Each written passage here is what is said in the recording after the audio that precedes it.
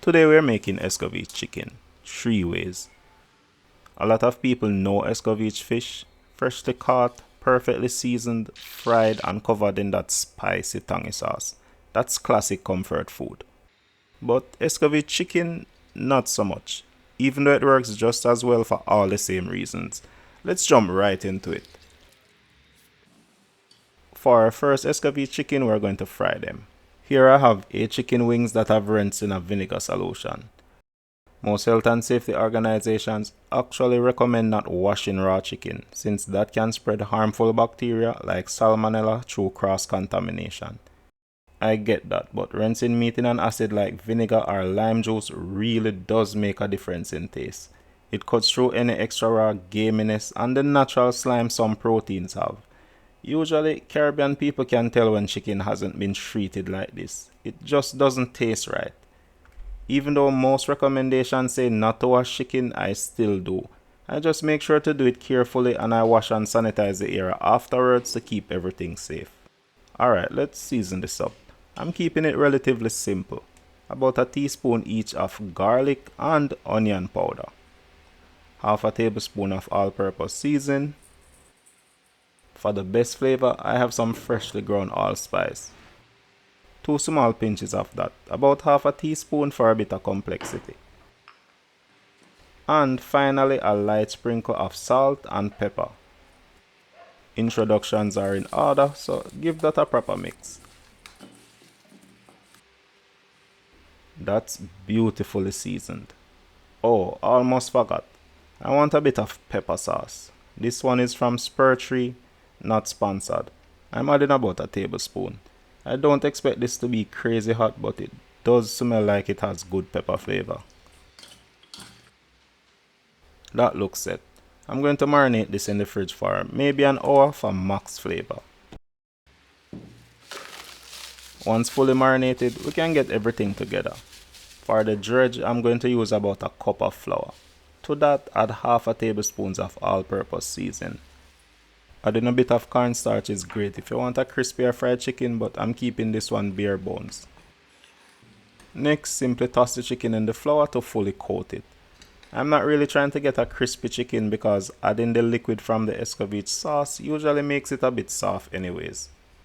I'll still show you how I do some extra crispy chicken though, so don't worry. Great, all our wings are dredged. That flour is still good, so let's save it for later. Simple, straightforward and no fuss. Let's fry these. I'm frying these between 325 to 350 degrees Fahrenheit for about 10 minutes. It's not quite a deep fry, so I have to turn them constantly so they fry evenly. The one thing that will make the biggest difference in the flavor of these is marination time. 30 minutes is good, a proper hour or two works great, but leaving them overnight will give you the best flavor.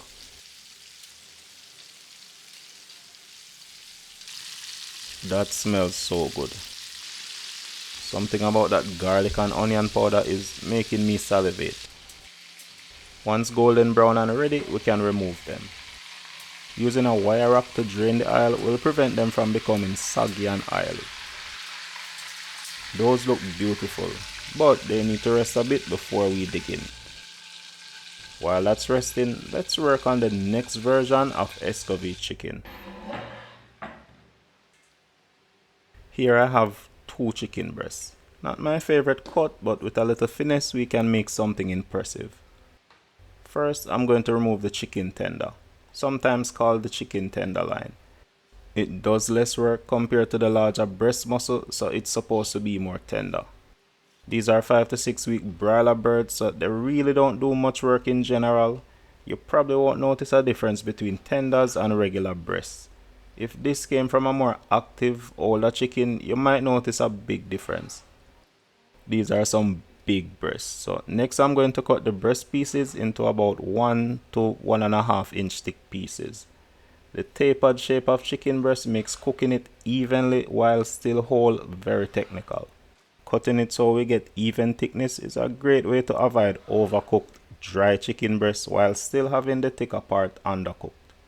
And that's it, we have great even pieces. I'm going to season these up nicely. As for those tenders, we're saving them for later. Now, let's season our chicken breasts. A light sprinkle of salt, black pepper, roughly a teaspoon of onion powder, a teaspoon of garlic powder, a teaspoon of paprika for a bit of color. I still have some of that fresh to ground allspice, so I'm sprinkling in a bit. That's probably about a teaspoon. And because dry thyme is a scam, we've got some fresh thyme. I'm just going to pull the leaves off of a sprig. Fresh thyme works incredibly well with grilled chicken. The combination of allspice and thyme in this marinade will give us a sort of jerk vibe, as those are the two backbone ingredients in a jerk marinade. That's looking real good, but we need some kind of fat, and what better to use than chicken fat. I render this down from the fat and skin trimmings whenever I clean up a whole chicken. I'm adding enough to coat each piece generously. Rendered chicken fat has a rich, savory and slightly nutty flavor. It adds a meaty depth to the more bland chicken breast.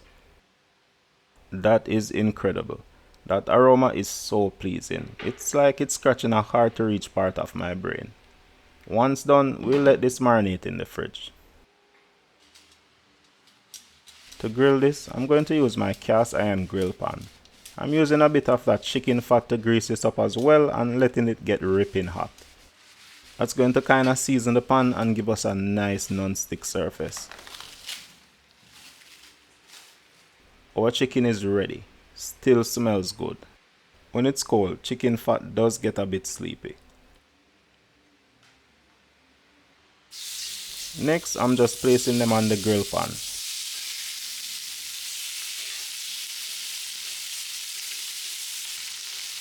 To cook these evenly, you want to flip them frequently. Flipping frequently also means we lose those sexy grill lines. The most reliable way to tell if chicken breast is ready is to use a thermometer. You want it at around 165 degrees Fahrenheit. You can also look for visual cues. The meat should turn white all the way through and the juices should be clear, not pinkish. The texture should be firm but not hard. These took about 10 minutes with me flipping them constantly.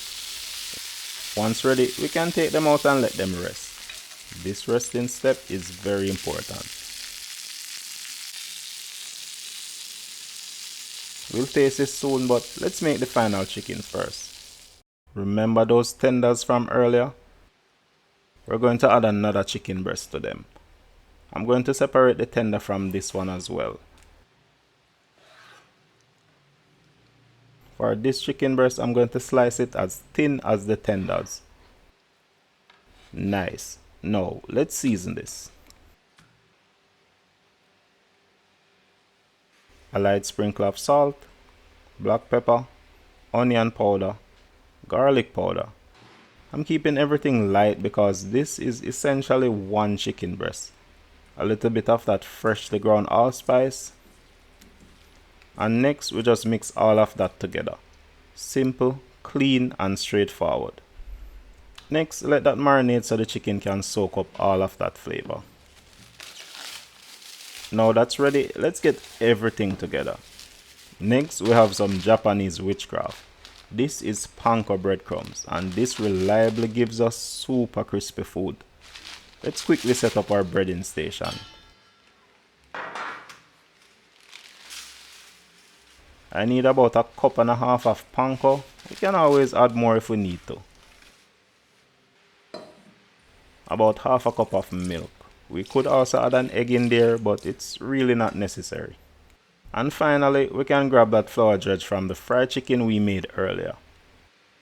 Breading our chicken is really simple. It goes into the flour first, then milk, and then breadcrumbs. One neat trick to stop everything from clumping together is to use just one hand to handle the chicken while it's wet and the other hand to handle the chicken while it's dry. So my left hand is my dry hand and my right hand is my wet hand. Dipping in the milk afterwards turn the flour pasty, which makes the breadcrumbs adhere much better.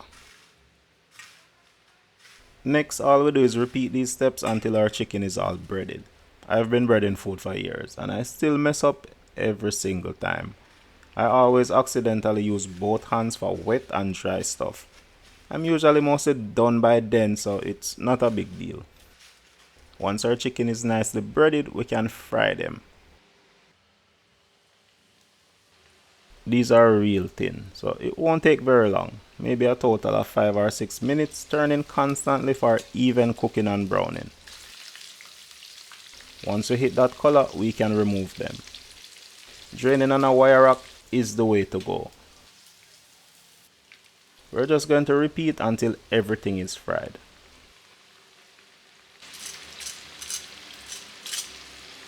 No, that is crispy. Also very juicy too, that's so good. So now, all of the chicken is ready, and those look and smell so good. But we can't have Escovitch chicken without Escovitch sauce. Escovitch sauce is a very simple fare, and I'll link a detailed guide below on how to make the two most common variations. Escovitch sauce is essentially a pickle. It has a nice spicy tang that complements not just fish or chicken, but other rich fatty proteins. We only need a few ingredients for this. Some bare bones Escovitch sauces only have onions alongside the other aromatics like hot pepper and pimento, or allspice. For my onions, I like to cut them in rings for that classic Escovitch vibe. Carrots I like on the thicker side, just so they give me a bit of crunch. The optional sweet pepper adds a bit of extra color and flavor. Hot pepper is essential in Escovitch sauce, and this can take quite a bit.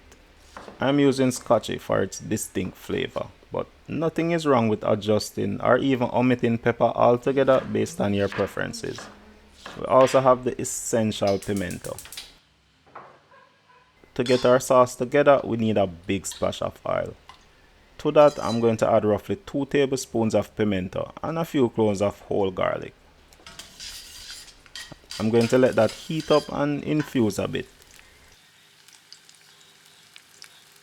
Next, I'm going in with about 2 sliced carrots. I'm cooking these a little bit so they go limp before adding in 3 medium onions, 3 sliced scotch bonnet peppers, and roughly 1 sweet pepper. Next, add a big splash of white vinegar, roughly about a cup. Season generously with salt. Escovitch sauce can really take it. All that's left now is to let this simmer for a couple of minutes. The veggies will release some of their juices and the flavor will melt together a bit more. If you're not comfortable with the extreme tanginess, you can adjust it by adding a bit of sugar so it's a bit more balanced, but it should still be very tangy. Now let's get everything together. The moment everyone has been waiting for. These look spectacular, but let's see how we actually did. I'm starting with the most popular way to have Escovitch chicken. Personally, I think wings are perfect for this, but let's see. Let's try just the juice first. That is delicious. The Escovitch doesn't have any strong overpowering flavor. It's very subtle, but that strong acid levels up the wings so much. It's crazy. Let's try it with some veg. That crunchy texture is so good. You would think Escovitch chicken would be more popular.